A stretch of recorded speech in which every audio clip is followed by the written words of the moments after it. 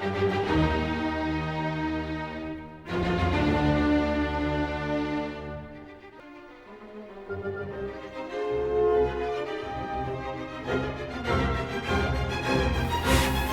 welcome to Noel's World of Whiskey, and doing things a little different today.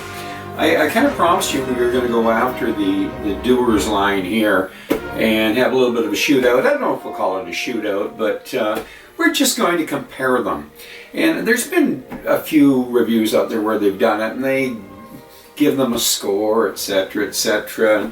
I'm going to probably do things a little bit different. I'm going to do what I think is fair to express what these whiskeys are all about. Now, the first thing that I'm going to do is I want to show you the process, because it's called Double Double for a reason. Now, some of you have probably seen this over and over again, and in fact it's on the back of the box. So we're going to look at it, and hopefully we can get that focus there so you can see it. So basically how this works is that at the top, and if we just kind of hold this, the very top you've got 3 and 3 casks. I'm trying to make this simple. So they're going to show the grain on the left and the malts on the right. And when they marry those together, they go each into one batch. And you know, you've got one side basically is your malts, the other side is your grains. And then as we go to the third stage, we are marrying those two together. And then that is an interesting stage, because as we're working our way down here, we're supposed to be in neutral casks. And neutral casks are usually either exhausted casks.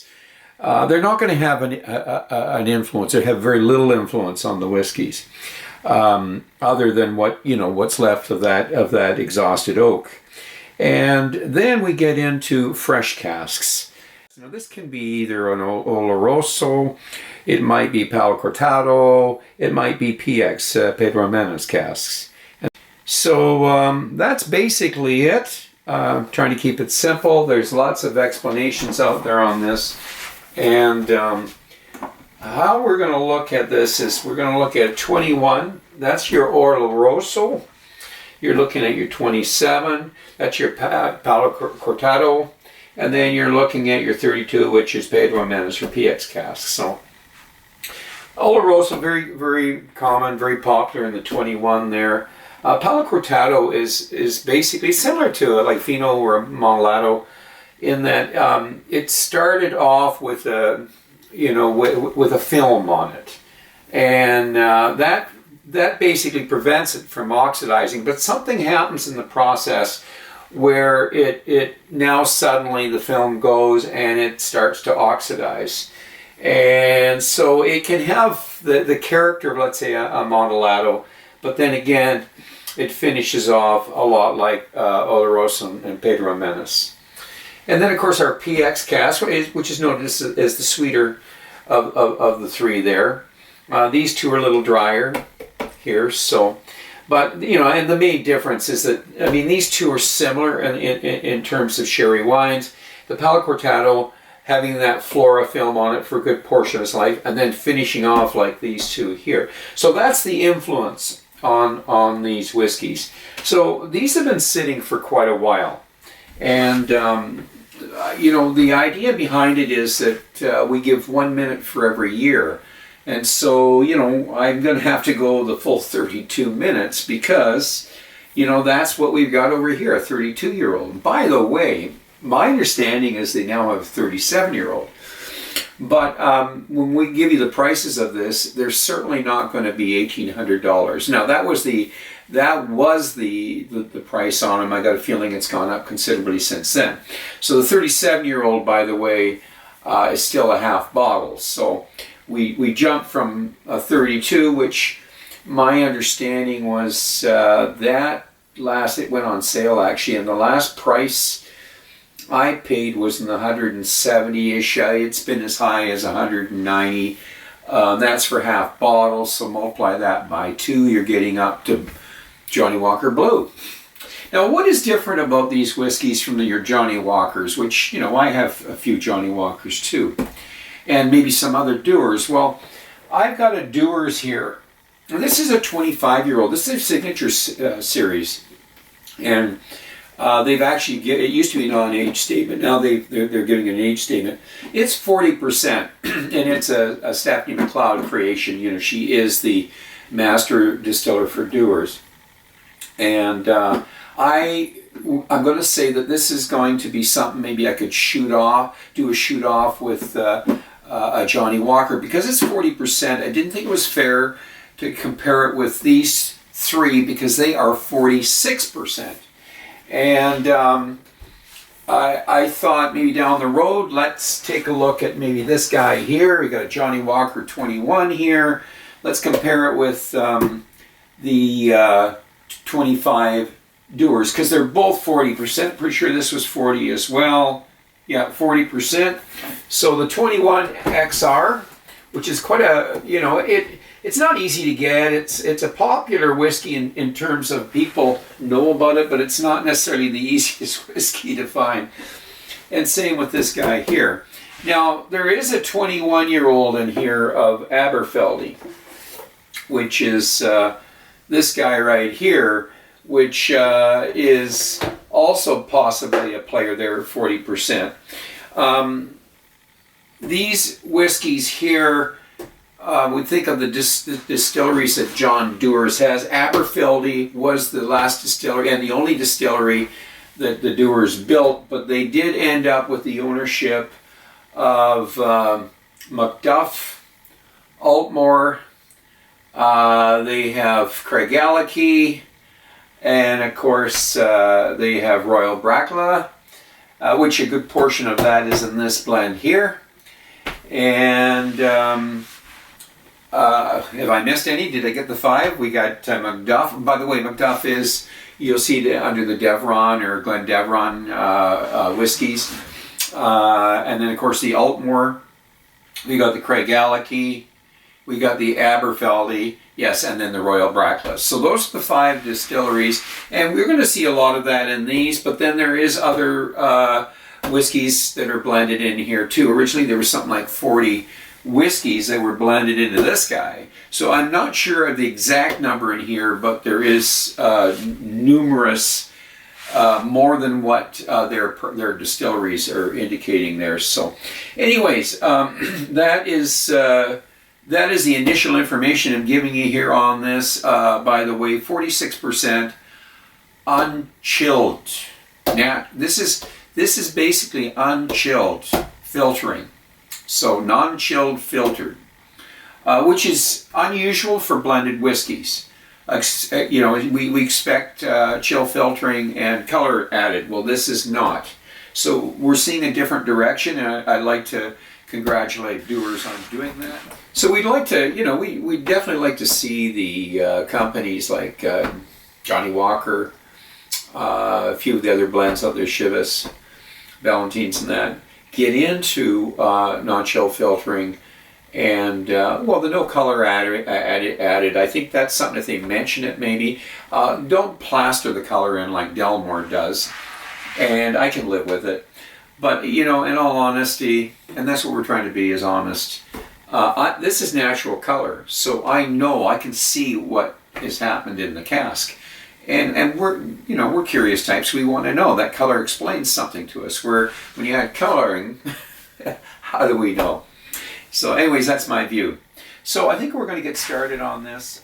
So we're going to show you the darkness of these whiskeys. We'll start with the 21 and the 27, but I need to put this guy up first so you got a bit of an idea. And we'll start with the 21 here, and of course we're going to go to the 27, and there we are, and there's the 2 of them there.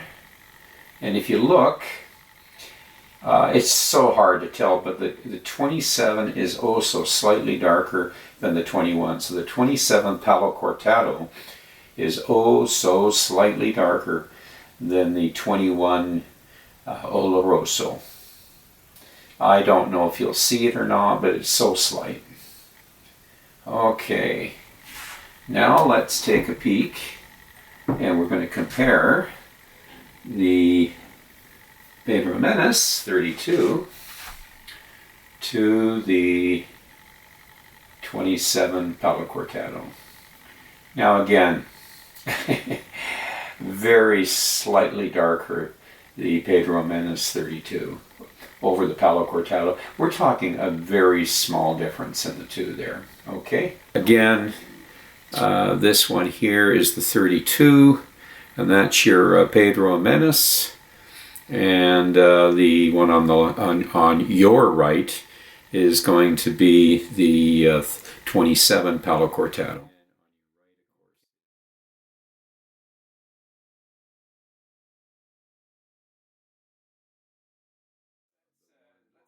Let's get into the 21 here, and I'm just to get you a little bit about the 21. It's basically finished in an Oloroso sherry. So you know, we're gonna try the 21 right now, and first we'll give it the nose.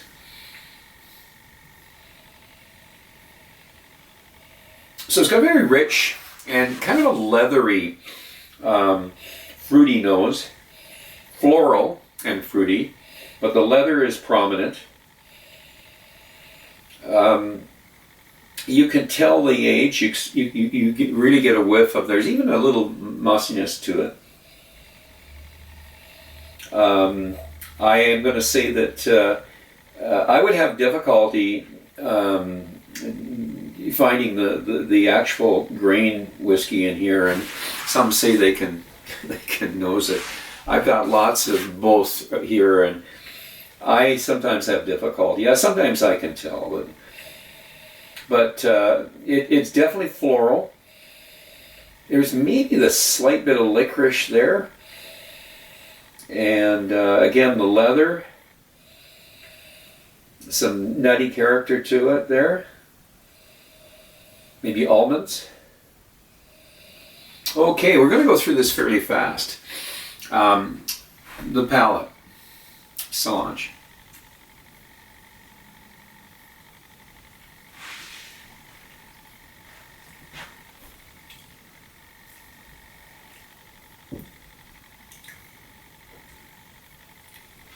Spicy. A bit of dryness to it. And I've got the licorice notes are there. The chocolate, maybe dark chocolate.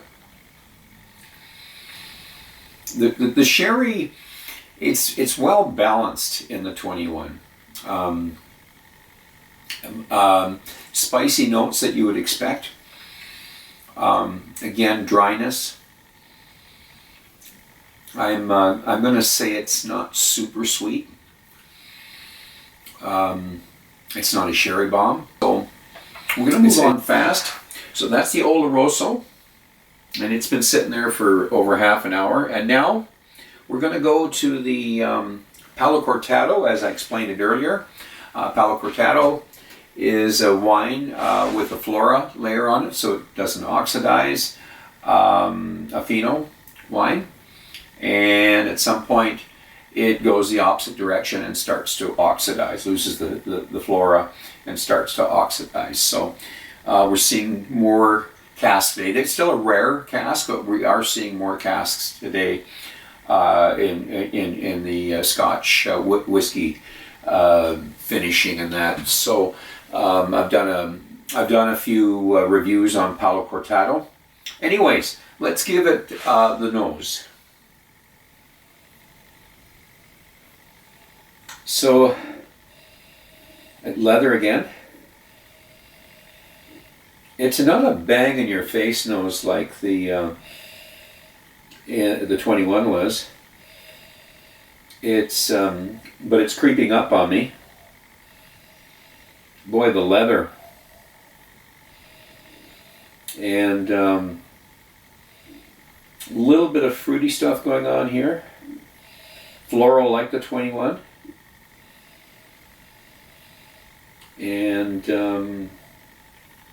you've got some, when I say floral, I've got some Bouchard Gardens going on here. Slight bit of, almost a slight bit of smoke in the background there. It could be the barrels. They could be charred barrels. But very well balanced. I'm going to say that there is, again, a real difficulty in telling where's the grain alcohol. To me, I've got the malt notes coming in now, maltiness, a wee bit of granola. Okay, we're going to now make sure we clear our palate with water between each dram, and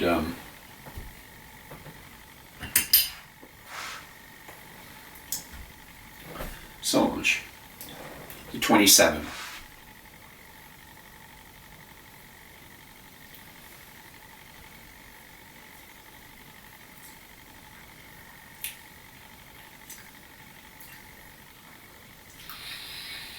Well, I've done a few Palo Cortados, and this is probably the nicest one I've ever done. But it's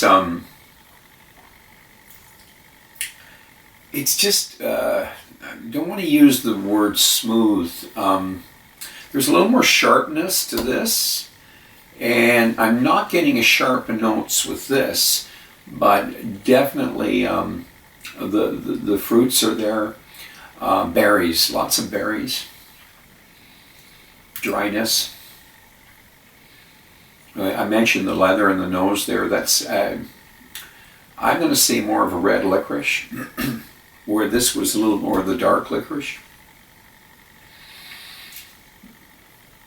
Wee bit of honey. Manuka. And kind of finishing off again with a wee bit of that smoke, peat, or is it charred casks? Very balanced. Anyways, definitely different than this guy, that's for sure. Like I say, not quite as sharp as this one here. Things are rounded out a little bit more, but has a very distinguished, I think that's the Palo Cortado, distinguished taste to it, the berries and and of course the Manuka honey. So let's now clear our palate, and that was the 27 Palo Cortado. So we've gone Oloroso 21 and the 27 Palo Cortado, and we'll clear our palate here. And the next one is going to be the 32, and that's the PX, the Pedro Ximenez.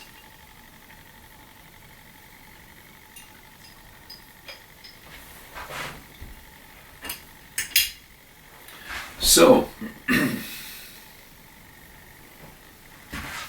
32, Pedro Ximenez.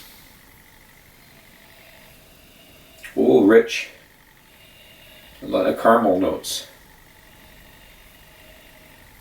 Candy, Christmas cake.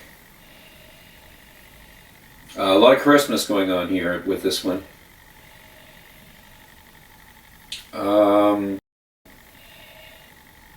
Yes, there's definitely a sweetness to it. We talk about the red licorice and all that stuff. It's well, then Christmas cake. I'm going to say shortbread, some chocolate, bit of coffee. We do have honey notes, more of it like a clover honey. The leather is there, and it's like you know, a rich leather, like, you know, leather upholstery, like new leather upholstery. Okay, the palate. 32-year-old Dewars Double Double, Solange.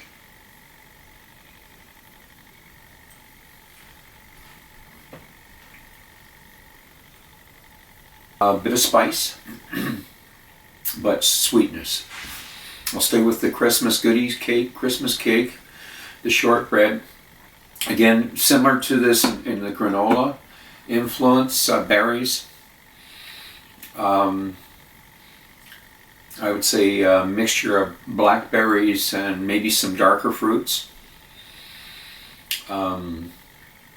Something between sweet and sour. Blackberries to maybe figs. And very well balanced. Very well balanced.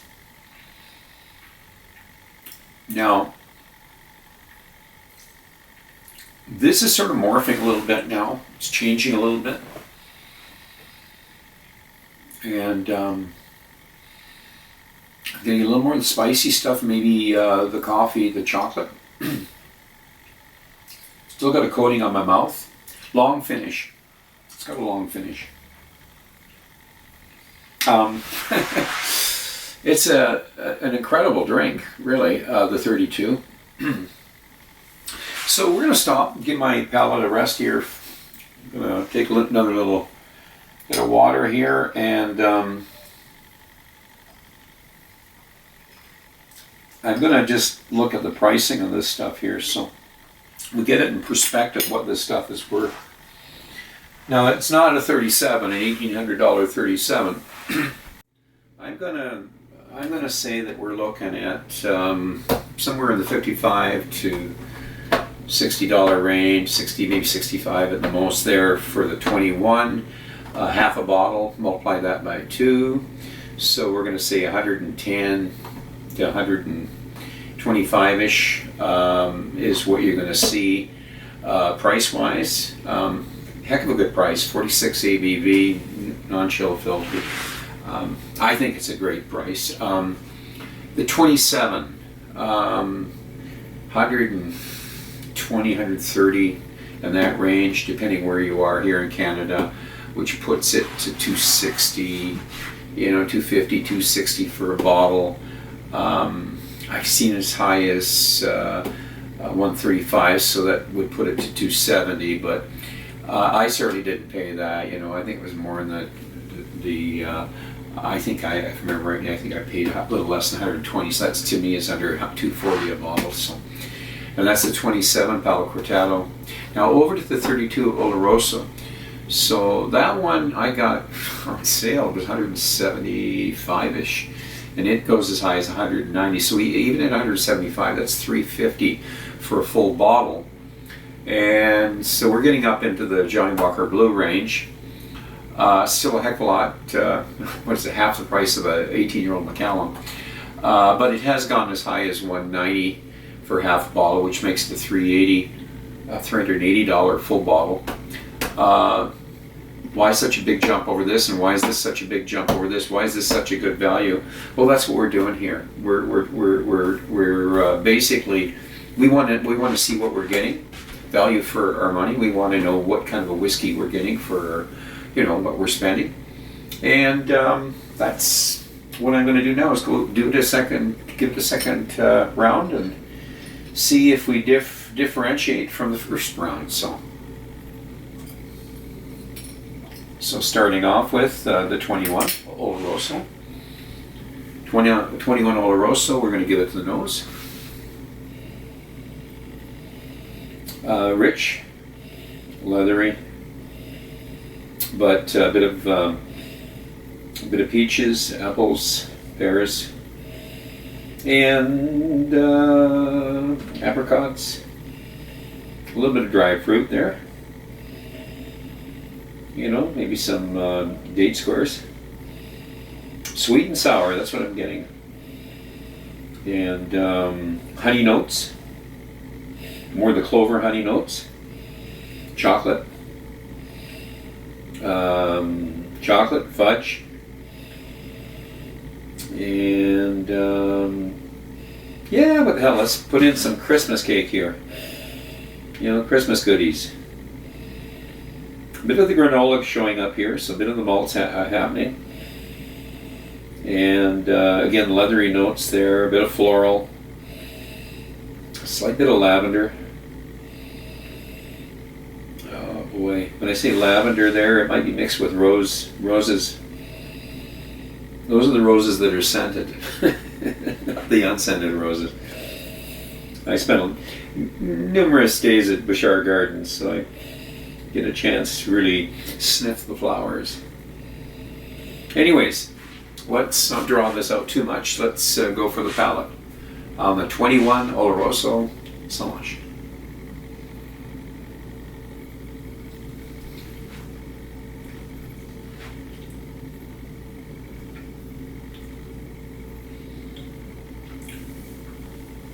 Well, the dryness, tart, but spicy. There is more spice here, I'm noticing, this time around. So you definitely the Oloroso influence, you really get it here. Does it hide the distillate? It's there. Is it a sherry bomb? No. It seems to balance out pretty well, but a little sharper notes than what we were getting over here. Like I say, there's a certain richness to it as well. Chocolate, a little bit of coffee, and maybe I'm going to say the clover honey, granola. Again, granola, berries, dates. And I'm getting a little. I mentioned the peaches and the apples, the pears. I wonder if that is the 21 in the Aberfeldy, because it's a lot of what I would taste in the Aberfeldy 21. Anyways, great dram, well balanced. We're going to move on, and we're now going to go after the Palo Cortado.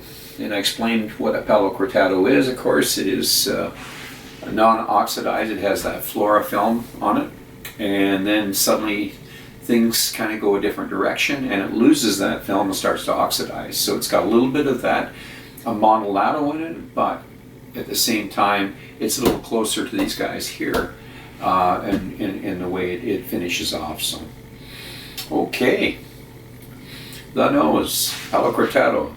27-year-old. Oh boy, the leather really comes in here. Rich. And berries.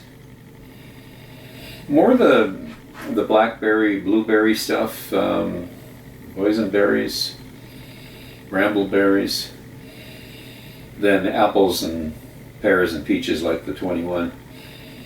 Now we're getting a bit of the darker fruits coming in here. Yeah, dates, figs, dried fruits. I mean, if there is any of the lighter fruits, it's like dried apricots and chocolate, but getting a little bit more on the darker side of chocolate. This was more the milk side of chocolate, and instead of coffee, maybe more of the espresso. Spices, baking spices. Maltiness is there, but at Palo Cortado, it's really distinguishable here, boy. It's different than the Oloroso. You know, something with those berries mixed with the dark fruit. Okay, and I'm going to go back. One last blast of that leather. It's rich upholstery, I'll tell you. That's new upholstery. So, okay, I'm going to just freshen up the tongue here one more time here. I want to get everything off my tongue.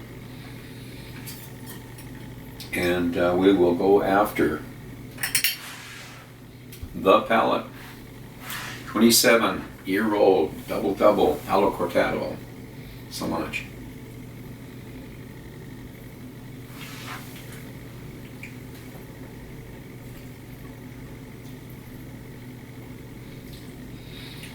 Spicy, tart, there's a dryness, viscous, and more of a manuka honey, baking spices, some cinnamon, I'm going to say wee bit of this had more of the apples, pears, and this got a little bit of orange going on here with that almost like the Macallan's, the chocolate and the orange and the cinnamon. But the leathery notes must be the licorice is playing its game here. It's jumping again back and forth, doing black and red licorice.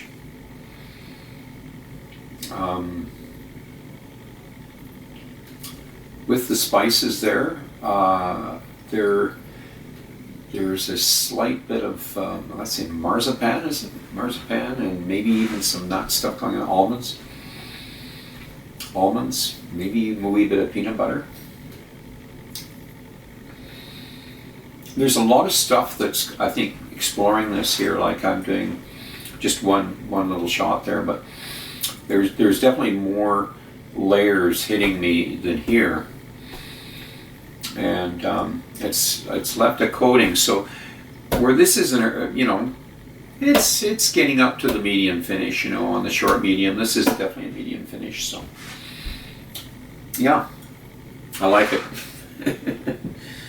It's a nice dram, but we have to move on, unfortunately, or we won't get through this. So we're going to go for the 32, and of course 32. We jumped up quite a bit in price. So why? Why did we do that? What is it delivering the 27 doesn't have? And what does the 27 deliver that the 21 doesn't have? So, the 32, the nose. Ooh, rich, what a nose. Back to Christmas cake, shortbread, and some pastry stuff going on, sweet pastries. Wow, even a wee bit of sourdough going on here. That sourdough, buttery. Back to the Christmas cake, Christmas goodies, Christmas pudding. More of a clover honey. And the chocolate. Not quite as dark a chocolate as the 27, the Palo Cortado, but there's chocolate there, but not as milky as this here. It is a darker chocolate, but not bittersweet like the Palo Cortado. Lots of the Christmas stuff going on here. Now we're getting Bouchard Gardens. We're getting the floral, but not so much the lavender. This is going to be lilacs maybe. We do the rose stuff going on. Different kind of rose. There's some of the rose I smell there. Is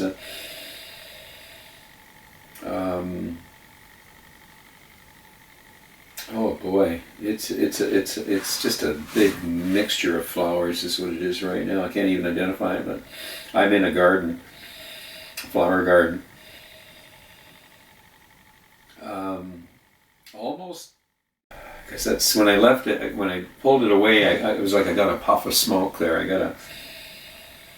And that again, is it charred barrels or is it peat? Anyways, let's have another little sip of water here, and let's go after the 32 PX Pedro Ximenez cask double double Solange.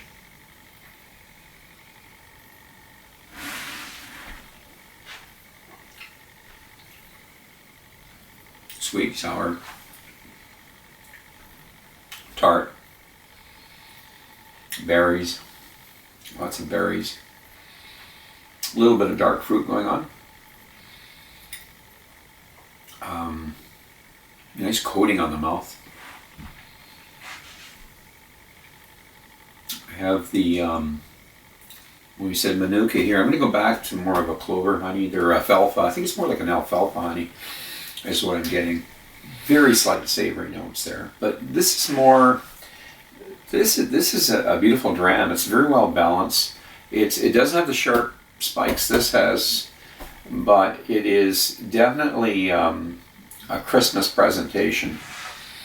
And I'm trying to taste the jump in the price here. This is what I'm trying to taste. It's good. There's no question about it. It's good. It's different than the 27 for sure. It might be a Dewars, but it's different. It's a different presentation. It's amazing what a cask can do. It has a longer finish. It's hard to say which finish is longer. They're both similar. I'm going to say medium, on the long side of medium. But as we're finishing off here, I'm still getting stuff here. I'm coating on my mouth. And still getting fruit influence there. Still tasting, a little bit of pastry stuff going on there. The savory notes, almost like a barbecued rib or something, maybe. But it's a very well balanced drink, the 32.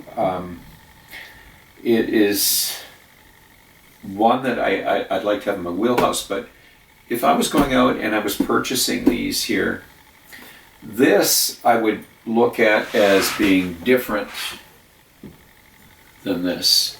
Rating this in a score, that's not what this whole review was intended to do, was to score these up against one another. But probably there's somebody out there that would like to know what kind of a score would you give it. Well, I mean, somebody gave the 21. It was one Canadian reviewer, I won't say his name, but he gave the 21 a 90. He gave the 27 a 92. He gave the 32 a 94.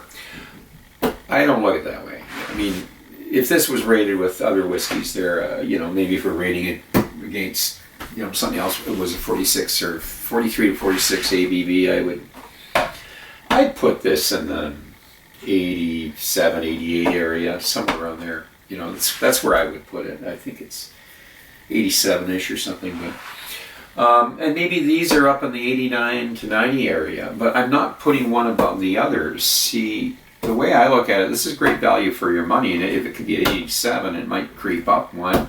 If it was 86, it'd still creep up one, because it's such a good value for your money. You're paying $50 to $55 right now for a half a bottle, which is 110 to 115, maybe 120 at the most for full bottle. You jump up here to, you're up in the $250 range. So, if this was an 89 to 90, kind of price-wise, does you take anything away? Well, I don't know. I mean, let's put this one in the middle. Maybe we just keep that one in the middle. Is this a higher mark? I don't think so. No, I don't think it's a higher mark. If this was 89, this would be an 89. If this is 90, this is a 90. That's how I see it. I look at them completely, even though it's age. It took maybe more work to do this. They got to get more money out of it. I want both of them in the wheelhouse because they're both unique. They both have a different presentation. And this just is not that much better, if we're going to say better a whiskey than this, we'd be playing with a point, a 90 and a 91, or an 89 to 90, or something like that, 88 to 89. That's how I would look at it. But I'm not going to do that. If there were a point difference, I look at this as quite an expensive dram. So if you're out there buying, if you're on a budget, you're not maybe there. You can't afford that. That's just too much. That's, 125-ish, 130, 250, up to 60 for a full bottle. Yeah, you can't afford that. But you can afford this. And you can get into a really nice whiskey. Is it this? No, it's not. But it's still a really good whiskey. 46% ABV, non-chill filtered, no coloring added. I mean, this is decent. Do I taste a blended Scotch like a normal blended Scotch? It's certainly at the very top end for blended Scotches. It's a really nice blended Scotch of all the Johnnie Walkers and the Ballantines and the Chivas, this Dewars is a nice drink for the price. Now, if we were, and I would buy another bottle easily, you know. We get into the 27. We're going double, more than double what we're at here. So it's more than double where we're here. So you got to really want this whiskey, and I'm glad I bought it. And I actually went out and bought another bottle because I like it. It's a great presentation. The Palo Cortado is, I think, a very good presentation for it. When I jump up to the 32, now we're, you know, I'm pricing that. Oh my God, you know, 175 I think is what I paid, somewhere in that. So we're at the 350, but there's some places this is even higher. So 370, 380 for a full bottle. And if you got a deal, maybe 350 or something like that for a full bottle. You know, I don't know. I don't think I'm going to buy another one of these. I better take it easy on this one. But these two here are about presentation, so that's why I can't score one higher than the other, because this is a different presentation and it has as much to give as this does, and vice versa. And probably because maybe I'm looking at the price here, I would probably take a point off it if we were giving it a point more for being a better quality whiskey. I would take that point off just for the price of it. So that's how I'm delivering it to you. I hope I haven't confused you too much. I just think that these are close. I think that you're making a decision as to whether you can afford them or not. You're never going to be disappointed, believe me, buying this guy here, but it's pricey. This guy here, if you've got, you know, bags of money, then you're not going to be disappointed. But is he that much better a whiskey than this for the money? I don't think so. No, I think it's a different presentation, and that's how I'm going to leave this. So you score the way you want. If this was an 87 or an 88, these are 89, 90s. That's how I'm going to look at it. And I would leave it up to you to make that decision, what makes sense when you're purchasing these. So that's it. That's my presentation. The 2021, the 27, and the 32. So I am going to ask you, do drink wisely, drink intelligently, and do not drink and drive. Until the next time, so long.